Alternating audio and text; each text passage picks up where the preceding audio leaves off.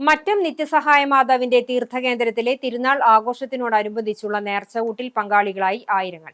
തിരുനാൾ ആഘോഷിച്ച ശനി ഞായർ ദിവസങ്ങളിലായാണ് ആയിരക്കണക്കിന് വിശ്വാസികൾ നേർച്ചകൂട്ടിൽ പങ്കെടുത്തത്. ശനിയാഴ്ച വൈകിട്ട് 5 മണിക്കുള്ള ദിവ്യബലിക്ക് മുമ്പായി രാമനാഥപുരം രൂപതാ ബിഷപ്പ് മാർ പോൾ ആലപ്പാട്ട് നേർച്ച ഭക്ഷണത്തിന്റെ ആശീർവാദം നടത്തിയതിനെ തുടർന്ന് നിത്യസഹായമാത ഓഡിറ്റോറിയത്തിൽ നേർച്ചയൂട്ട് ആരംഭിച്ചിരുന്നു.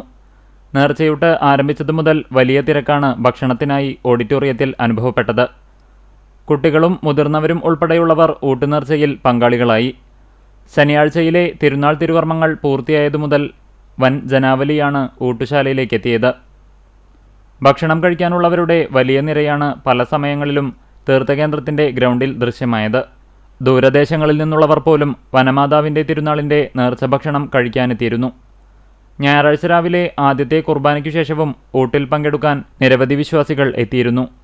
ചോറ്, സാമ്പാർ, പയറും കായയും ഉപ്പേരി, ചെത്തുമാങ്ങ അച്ചാർ എന്നീ വിഭവങ്ങൾ അടങ്ങിയ ഭക്ഷണമാണ് നേർച്ചയായി വിളമ്പിയത്. 2 ദിവസങ്ങളിലായി ഏകദേശം 20,000-ഓളം വരുന്ന വിശ്വാസികളാണ് നേർച്ചയൂട്ട് കഴിക്കാനെത്തിയത്. ഏകദേശം 5,000-ഓളം ഭക്ഷണപൊതികൾ പാർസലായും പ്രത്യേക കൗണ്ടർ വഴി വിതരണം ചെയ്തു.